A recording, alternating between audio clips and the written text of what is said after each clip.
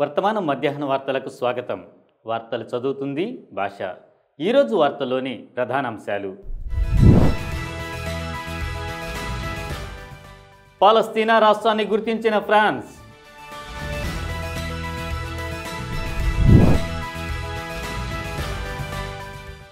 ఒకే ఇంట్లో 4271 మంది ఓటర్లు, ఉత్తరప్రదేశ్ ఓటర్ లిస్టులో భారీ కుంభకోణం.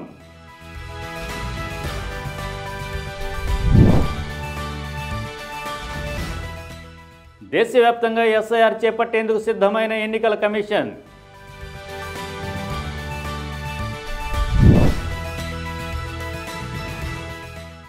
సింగరేణి కార్మికులకు 819 కోట్ల దసరా బోనస్.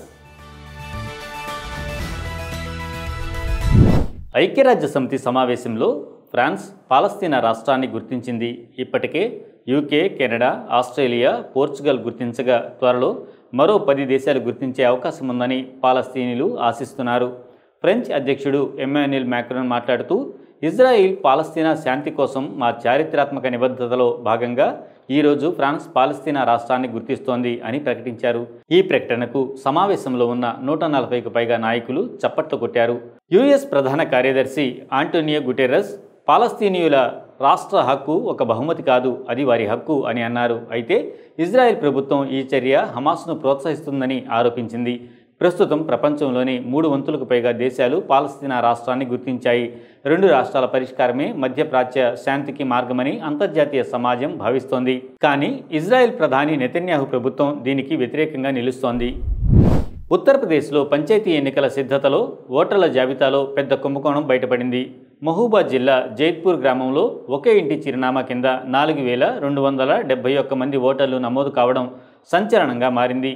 గ్రామం మొత్తం ఓటర్లలో 4వ వంతు ఒకే ఇంటికి ట్యాగ్ కావడం స్థానికులను, ప్రజాప్రతినిధులను ఆశ్చర్యపరిచింది. బూత్ అధికారులు ఇంటింటి సర్వేలో ఈ లోపాన్ని గుర్తించారు. ఇంటి యజమాని షాక్కు గురవగా పొరుగువారు కూడా నమ్మలేక గుమిగూడారు.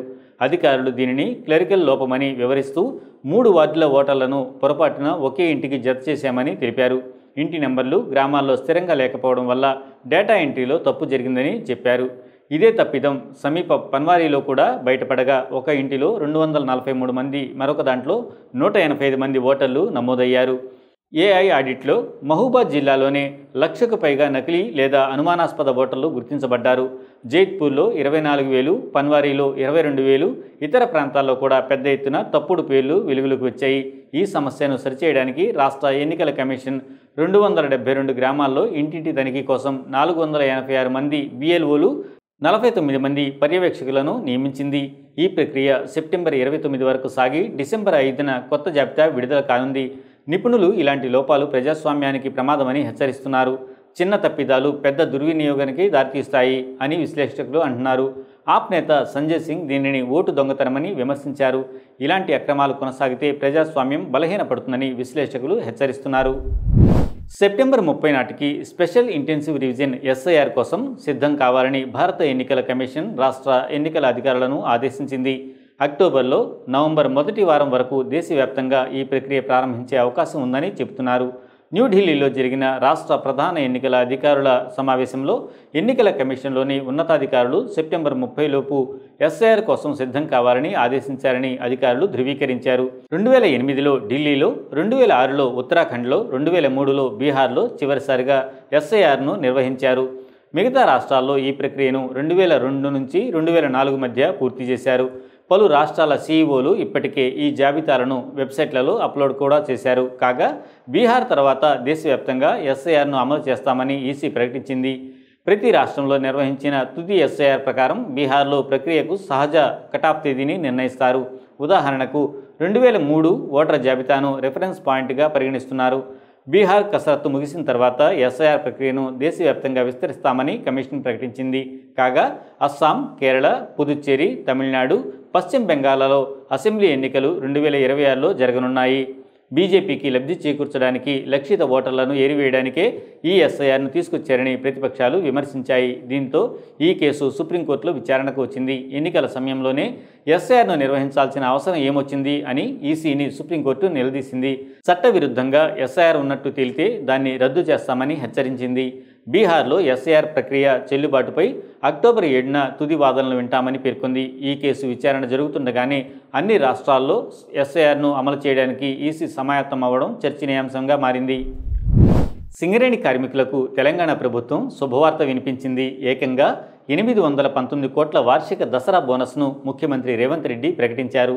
దాదాపు 41,000 మంది ఎస్సీసీఎల్ ఉద్యోగులకు ఒక్కొక్కరికి 1,95,610 బోనస్, 30,000 మంది కాంట్రాక్ట్ కార్మికులకు 5,500 చొప్పున బోనస్ లభిస్తుందని ముఖ్యమంత్రి ప్రకటించారు. ఈ ఆర్థిక సంవత్సరంలో ఎస్సీసీఎల్ మొత్తం 6,394 కోట్ల ఆదాయాన్ని ఆర్జించింది. భవిష్యత్ విస్తరణ, ఇతర వ్యయాల కోసం 4,034 కోట్లు కేటాయించిన తర్వాత కంపెనీ 2,360 కోట్ల నికర లాభాలను ఆర్జించింది. దసరా బోనస్ కంపెనీ మొత్తం లాభాల్లో 34% అని సీఎం రేవంత్ అన్నారు. ప్రైవేట్ కంపెనీలకు కేటాయించిన బొగ్గు బ్లాకులను తిరిగి పొందాలని సింగరేణి కార్మికులు తనను కోరారని, తెలంగాణ ప్రభుత్వం ఈ విషయంపై కేంద్రంతో మాట్లాడుతుందని హామీ ఇచ్చారని ఆయన అన్నారు. సోమవారం నుంచి అమల్లోకి వచ్చిన కొత్త సంస్కరణల కారణంగా రాష్ట్రం 7,000 కోట్ల జీఎస్టీ ఆదాయాన్ని కోల్పోతుందని, రాబోయే 5 సంవత్సరాల పాటు నష్టాలను తిరిగి చెల్లించాలని ఆయన డిమాండ్ చేశారు. ఎస్సీసీఎల్ను బొగ్గు బ్లాకుల వేలం నుండి దూరంగా ఉంచడం ద్వారా కంపెనీ గత ప్రభుత్వానికి దగ్గరగా ఉందని చెబుతున్న సంస్థలకు 2 బ్లాకులను కోల్పోయిందని ఉప ముఖ్యమంత్రి భట్టి విక్రమార్క అన్నారు. రాబోయే బ్లాకుల వేలంలో ఎస్సీసీఎల్ పాల్గొనేలా చర్యలు తీసుకుంటున్నట్లు ఆయన చెప్పారు.